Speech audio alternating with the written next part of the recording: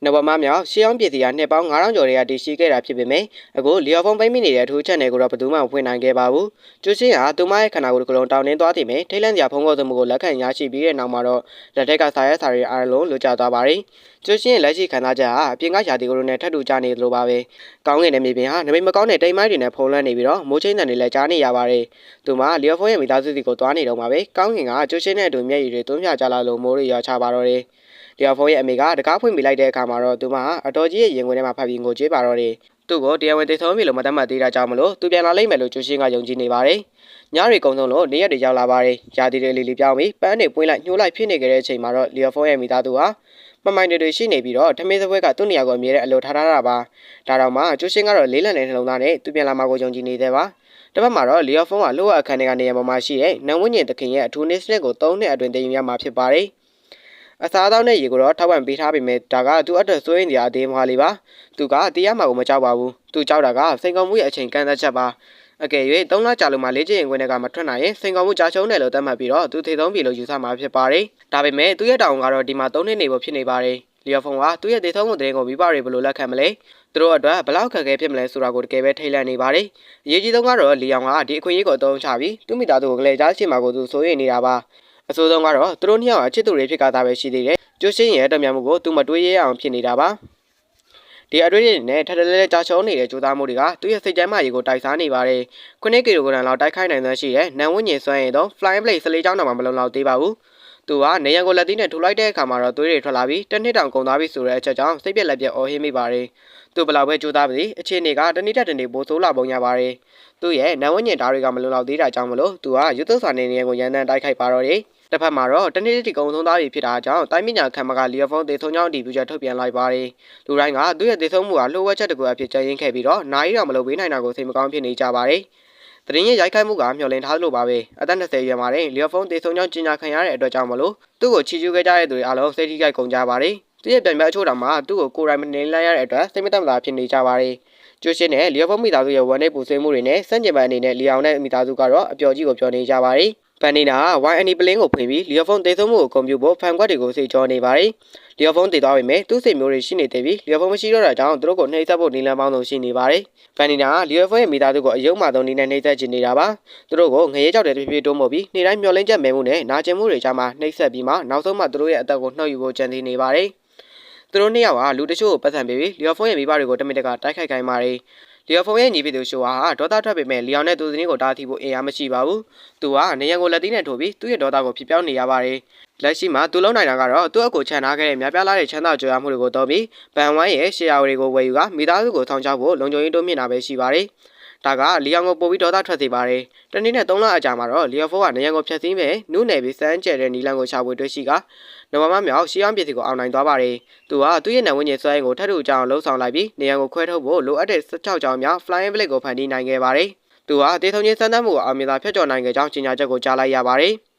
အဲ့ဒီချိန်မှာပဲအလင်းတန်းတစ်ခုကနေလူပုံရိပ်တစ်ခုပေါ်လာပြီးသူ့ကိုဂုဏ်ပြုပါတယ်။သတိကြီးစွာထားနေတဲ့လီယိုဖုန်းက flying blade တွေနဲ့ပစ်ခတ်လိုက်ပါတယ်။အဲ့ဒီချိန်မှာနဝမမြောက်အပျက်စီးတစ်ခုလုံးကပြင်းထန်စွာတုန်ခါလာပြီးရှီအောင်စွဲရင်တစ်ခုလိုထလာသလိုပါပဲ။အပျက်စီးတစ်ခုလုံးကစမ်းကျဲတဲ့ထူခြားမှုတွေနဲ့တူဖုံးလွှမ်းသွားပါတယ်။ဒီအဖိုးရဲ့ရှေ့မှာတော့အလေးနက်တွေအများကြီးစုစည်းလာပြီးလူပုံသဏ္ဍာန်ဖြစ်လာပါတယ်။အဲ့ဒီပုံရင်ဟာအရင်မောင်းမြင်ပါပြီးထိပ်ပြောင်ကတောက်ပတဲ့အလေးနက်တွေလိုရွေရားနေတဲ့ကြည်လင်တဲ့ခန္ဓာကိုယ်ရှိပါတယ်။နောက်တစ်ပိုင်းမှာတော့အရင်ပိုင်းကရက်သွားတဲ့နေရာကနေပြန်မဆပါဘူး။အခြေတိုင်းစကန်မှာအရေးပေါ်မီတွေလင်းလာပြီးလမ်းကြောင်းပွင့်လာတာကိုမြင်ရပါတယ်။လူတိုင်းလက်နက်တွေကိုင်းဆောင်ပြီးစုယုံလာကြကသူတို့ရှေ့မှာရှိတဲ့လူကိုမြင်လိုက်တဲ့အခါမှာတော့ပါသက်အဟောင်းသားဖြစ်သွားကြပါတယ်။ကျွန်တော်တို့ကတော့အဲ့ဒီလူရဲ့နောက်ကျောကိုပဲမြင်ရတာပါ။ဒါပေမဲ့သူဘယ်သူလဲဆိုတာဒီကိုအချိန်ကြာကြီးမဆောင်လိုက်ရပါဘူး။ကမ္ဘာကောင်းတော်ကလီယိုဖုန်းပြန်ထွက်လာပြီးတော့တင်ပို့ပါတယ်။ခဏတာများသူမျက်နှာမှာထိတ်လန့်သွားတဲ့အရေးကြောင့်ကိုမြင်လိုက်ရပါတယ်။လီယိုဖုန်းကအဆောင်တွေကိုနှုတ်ဆက်ပြီးဖုန်းရရချင်းအိမ်ကိုဆက်ပါတယ်။ဖုန်းပြည့်တဲ့သူကတော့လီယိုဖုန်းရဲ့အဖေပါ။သူ့အဖေကစေယုံကလေးမှာသွေးတွေအန်နေတာကိုတွေ့ရပါတယ်။တစ်ဖက်ကလူကလီယိုဖုန်းမှတီးလိုက်ရတဲ့ခဏတာမှာပဲသူ့အဖေရဲ့မျက်လုံးတွေကမျက်ရည်တွေနဲ့ဝေဝါးသွားပြီးတော်ဝင်နေတဲ့အတန်နဲ့ဆိတ်လှုပ်ရှားမှုကိုမထိန်နိုင်တော့ပါဘူး။လီယိုဖုန်းကသူမကြခင်ပြန်လာမယ်လို့ကတိပေးပါတယ်။ရှိုးကအခန်းထဲကိုဝင်လာပြီးသူ့အဖေအတွက်အကောင်းဆုံးစေကူးသားမှုရဖို့စိုးရိမ်နေတော့လီယိုဖုန်းပြန်လာပြီလို့သူ့အဖေကပြောပြီးမြုပ်လိုက်တဲ့အခါမှာတော့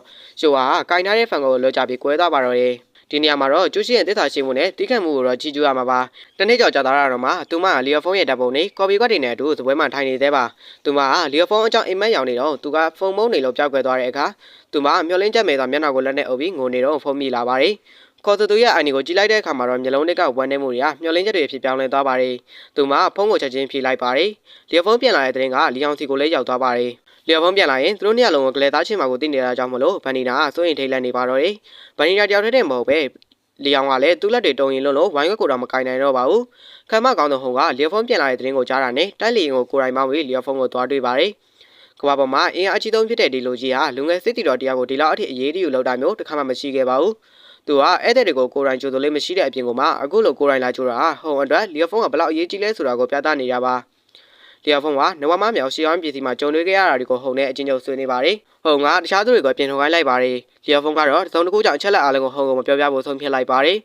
်ဒါပေမဲ့သူ့ရဲ့အုံနောက်ဆွဲရဲ့နယ်ပယ်မြင်မှုကြောင့်သူ့ကိုအထူးသေးဆုံးချင်းတောင်းပေးခဲ့ကြောင်းအဲ့ဒီအတွက်စူးလက်အဖြစ်နတ်မောင်နဲ့ဖျားသခင်ဝတ်ဆုံး Black God Armor နဲ့တတုစကင်လေ့ကျင့်ရေးနီလန်ကိုရခဲ့တယ်လို့ပြောပြပါတယ်သူပြောတာတွေကအမှန်တွေဖြစ်ပေမဲ့တခုခုဖုံးဝယ်ထားတယ်ဆိုတာဟုံကရဲမိပုံရပါတယ်ဒါပေမဲ့ဟုံကလီယိုဖုန်းကိုယုံကြည်ဖို့ဆုံးဖြတ်လိုက်ပါတယ်လီယိုဖုန်းကသူ့ရဲ့အနက်ရောင်ဝတ်စုံကိုဟုံကိုပေးအပ်ပြီးမိသားစုနဲ့တွေ့ဖို့ထောက်ခွာသွားတဲ့အချိန်မှာတော့လီယိုဖုန်းက Water Crisis Man လို့ခေါ်တဲ့ပြောင်ချောနေတဲ့အပြောင်ရောင်လေးနဲ့လူသားနဲ့တကယ်ဘာဖြစ်ခဲ့လဲဆိုတဲ့အတိတ်ဖြစ်ရပ်ကိုပြသပါတယ်သူလိုအပ်ချက်ကိုထိန်းသိမ်းမှုအတွက်အချက်လက်အားလုံးကိုပြောပြခဲ့ရပါပုံဆောင်ကလူသားပေါ်လာတော့ကလီယိုဖုန်းက3နဲ့ Flying Blade ကိုအသိမြင်ထားခဲ့ပါတယ်တိုလိုဝက်ဆန်ကျဲတဲ့လူသားကလက်ကိုမြောက်လိုက်ပြီးလီယိုဖုန်းရဲ့နိုင်ထဲမှာရှိတဲ့စာမေးပွဲနဲ့ပတ်သက်တဲ့အချက်လက်အားလုံးကိုဖျက်ပစ်လိုက်ပါတယ်အပြည့်အစည်တွေကထွက်သွားရင်တော့ဒါကိုလှုပ်ဝက်ထားဖို့လီယိုဖုန်းကိုပြောပါတယ်အဲ့ဒီလူရဲ့စက်ရုပ်ဆန်တဲ့အတန်ကသူကလူသားမဟုတ်ဘူးဆိုတာကိုပြနေတာပါသူကအလွန်တိုးတက်တဲ့ယဉ်ကျေးမှုတစ်ခုရဲ့ဉာဏ်ပညာကိုပိုင်ဆိုင်ထားတာပါလီယိုဖုန်းကဒီလိုဟာစက်ကြဝဠာတွေကအစိမ့်မြင့်ယဉ်ကျေးမှုတစ်ခုကလာတာဖြစ်ပြီးတော့လက်ရှိကမ္ဘာနည်းပညာတဲ့အစာပေါင်းများစွာတာလုံးနေဆိုတာကိုသိလိုက်ပါတယ်နိုဝမမြောက်အပြည့်စီးရဲ့တခင်ဟာဒီပုံဆောင်ကလေးလူသားပါပဲဒါပေမဲ့သူကတက်ရှိမဟုတ်ပဲအလွန်ထက်မြက်တဲ့ AI တစ်ခုသာဖြစ်ပါတယ်သူကလီယိုဖုန်းကိုစောင့်ကြည့်ပြီးစာမေးပွဲတစ်လျှောက်လမ်းညွှန်ပေးခဲ့တာပါလီယိုဖုန်းကနှစ်ပေါင်း3,500အတွင်းမှာဒီအထူးဆန်းသတ်မှုကိုစတင်နိုင်ခဲ့တဲ့ပထမဆုံးသူဖြစ်ပါတယ်ပုံဆောင်ကလေးလူသားကလီယိုဖုန်းကိုစူးလိုက်ပေးပါတယ်အခက်အခဲနဲ့အနေတွေရှိခဲ့ပေမဲ့အကျိုးကျေးဇူးတွေကလည်းအများကြီးပါမိုးကြိုးကြဲတွေကိုဝင်ဖို့လိုအပ်တဲ့တုံငယ်အပါဝင်စုစုပေါင်းစုလေးကိုပေးပါတယ်တနည်းအားဖြင့်တော့လီယိုဖုန်းကိုမိုးကြိုးကြဲရဲ့စင်သက်လာသူအဖြစ်သတ်မှတ်လိုက်တာပါမိုးကြိုးကြဲဆိုတာစက်ကြဝဠာတွေကလှုပ်ဝက်ဆန်းရတဲ့နေရာတစ်ခုပါတေချာဆောင်ကြည့်ပြီးမှထူးချွန်သူတွေကိုမိုးကြိုးကြဲတွေကိုရေးချတာဖြစ်ပါတယ်ဒါပေမဲ့သူကမိုးကြိုးကြဲနဲ့အဆက်အသွယ်ပြတ်နေတာကြောင့်မလို့တခုခုဖြစ်သွားပြီလို့ယူဆနေပါတယ်ပုံဆောင်ကလေးလူသားကလီယိုဖုန်းကိုမိုးကြိုးကြဲအကြောင်းရှင်းပြပြီးတဲ့နောက်မှာတော့လက်ဆောင်အလုံးကိုပေးပါတယ်ပထမဆုံးကတော့ပုံမှန်စုဖြစ်တဲ့အနက်ရောင်ဖျားသခင်ဝတ်စုံ Black God ဆွဲပါဒုတိယကတော့ကဘာပေါ်က AI နဲ့ညံရည်လာလုံးနဲ့လက်တော့ live brain ပါတဲ့လက်နက်ကင်အဆောင်ချက်ပါတတိယကတော့လီယိုဖုန်းရဲ့ခန္ဓာကိုယ်မှာရှိတဲ့လက်နက်နဲ့ပတ်သက်ပြီးအထူးပန်နေတာတဲ့လမ်းညွှန်ချက်ဖြစ်ပါတယ်အဲ့ဒီလက်နက်ကတော့သူဟုန်တီကရခဲ့တဲ့ Flying Blade တွေပါဒီလက်နက်မှာကြီးမားတဲ့အစွမ်းစားတွေရှိနေပါတယ်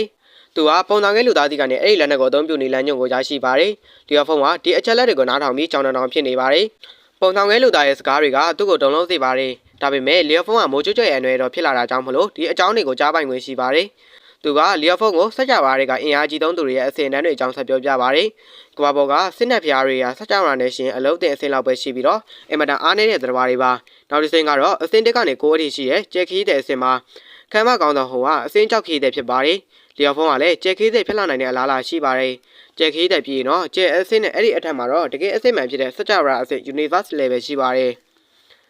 ဒီအချက်လက်တွေကိုကြားပြီးတဲ့နောက်မှာတော့လီယိုဖုန်းကစိတ်ကိုပြန်ထိန်လိုက်ပါတယ်။သူတပ်ပြင်းအရှိကြီးချလိုက်ပြီးတဲ့နောက်မှာတော့စက်ကြဝဠာဟာသူတင်ထားတာအများကြီးပိုကျဲပြောတာကိုသတိပြုမိသွားပါတယ်။ပုံဆောင်ကလူသားကလီယိုဖုန်းကိုနှုတ်ဆက်ပြီးဒီသတင်းကိုလှုပ်ဝက်ထားဖို့နဲ့အင်အားကြီးစက်ကြဝဠာမျိုးတွေရဲ့တိုက်ခိုက်မှုကနေကွာမြေကိုကောက်ွယ်ဖို့မှာကြားပါတယ်။အိမ်ကိုရောက်တဲ့အထိလီယိုဖုန်းကဆိတ်ချင်လန်းနေပါတယ်။လေရင်စလိုက်တဲ့အခါသူ့အိမ်ကိုလူတချို့ဝိုင်းထတာကိုတွေ့ရပါတယ်။သူတို့ကတော့သူ့ညီကမိဘတွေကိုကောက်ွယ်ဖို့ငှားလာတဲ့အထူးတပ်ဖွဲ့တွေပါ။လီအောင်ကသူမရှိတော့တခုလုံးမယ်ဆိုတာသိပေမဲ့ဒီလောက်အထိအောက်တန်းကြကြလုပ်လိုက်မယ်လို့တော့မထင်ထားခဲ့ပါဘူး။အိမ်ထဲကိုဝင်သွားတဲ့အခါမှာတော့သူမိဘတွေနဲ့ညီကိုမြင်ပြီးထိတ်လန့်သွားပါတယ်။သူ့အမေရဲ့ရုပ်ရည်ဟာ10နှစ်လောက်ပိုအိုသားသားလိုဖြစ်နေပါတယ်။ပိုဆိုးတာကတော့သူ့အဖေကတိုင်းရပြင်းထန်လို့ဂရင်းဘောကမထားရတာပါပဲ။လီယိုဖုန်းတည်ဆုံးပြီလို့အတည်ပြုပြီးတဲ့နောက်မှာတော့လီအောင်ကယူသက်စာတွေလည်းသားချေခဲ့တာဖြစ်ပါတယ်။လီယိုဖုန်းရဲ့အမေကိုဆဲသွနောက်ချက်ဖို့လူတွေကအမြဲလွတ်ထားခဲ့တာပါ။လီအောင်နဲ့သူမိမဟာလီယိုဖုန်းရဲ့အဖေကိုကားနဲ့တိုက်ဖို့တမင်ကြံစီခဲ့ပါတယ်။ကံကောင်းလို့အသက်ရှင်ခဲ့ပေမဲ့ဒဏ်ရာတွေကတော့အတော်ပြင်းထန်ပါတယ်။ဒါတွေကိုသိလိုက်ရတဲ့အခါလီယိုဖုန်းကဒေါသကြောင့်တုံရင်လာပါတယ်။ပုံဆောင်ကလူသားပေးခဲ့တဲ့ဒီပညာကိုသုံးပြီးလီအောင်နဲ့သူမိမဗမာလဲဆိုတာရှာဝေလိုက်ပါတယ်။တစ်ဖက်မှာတော့လီအောင်နဲ့ဗနီနာ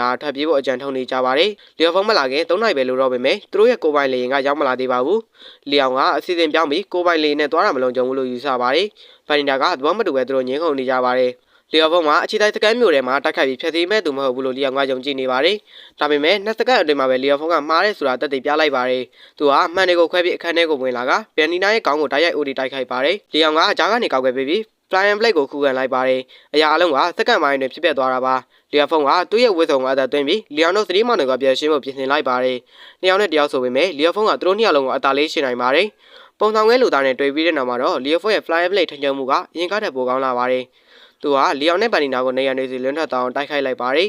သူက Flying Blade ပေါ်မှာရက်နေပြီးငါမိသားစုကိုထည့်ရင်အနေကင်းနေရမယ်လို့မင်းဘာလို့ထင်နေတာလဲလို့မေးပါတယ်လီယောင်ဒါကိုမကိုင်းနိုင်ခင်မှာပဲလီယောဖုန်းကရှင်းသမျှ Flying Blade တွေနဲ့တိုက်ခိုက်ပါတယ်ပန်နီနာကလီယောဖုန်းသတိလက်လွတ်ဖြစ်သွားနေတော့အနောက်ကနေတိုက်ခိုက်ဖို့ကြိုးစားပေမဲ့လီယောဖုန်းကသူ့မကိုကန်ထုတ်လိုက်ပါတယ်လီယောဖုန်းကလီယောင်ကိုတိုင်းပညာခံမှာကိုလိုက်ခဲ့ဖို့နောက်ဆုံးစီပေးခဲ့ပေမဲ့လီယောင်ကတော့ကောင်းမနေသေးပါအဲ့ဒီနောက်မှာတော့လီယောဖုန်းကလီယောင်ရဲ့ခန္ဓာကိုယ်ကိုဘောလုံးလိုကန်ပြီးနှိပ်စက်ပါတော့တယ်နောက်ဆုံးမှာလီယောဖုန်းကလီယောင်ကိုပိတ်ဆို့ဖို့ Flying Blade နဲ့တောက်ဖို့လုပ်တဲ့အချိန်မှာပဲဗန်နီလာကမျိုးထဲမှာဘုံလေးထောင်ထားတယ်လို့ချင်းကြောက်လိုက်ပါတယ်သူယောက်ျားကိုထည့်ရင်လူပေါင်းတောင်းနဲ့ချီပြီးတေးလိမ့်မယ်လို့ပြောပါတယ်ဗန်နီလာကတကယ်ကိုပါနေတဲ့သူပါလီယောဖုန်းဘလောက်ပဲတော်တောက်ထပ်ပါစေသူမိသားစုကိုဘလောက်ပဲချက်ပါစေသူကကိုကျင်တရားကိုတော့ပြန်မခံပါဘူးဗန်နီလာကအဲ့ဒီအချက်ကိုသုံးချသွားတာပါလီယောဖုန်းကပြင်းပြင်းနဲ့အသက်ရှူရင်လီယောင်ကိုတပ်ပစ်လိုက်တဲ့မြင်ကိုစိတ်ထဲမှာပုံဖော်ကြည့်ပါတယ်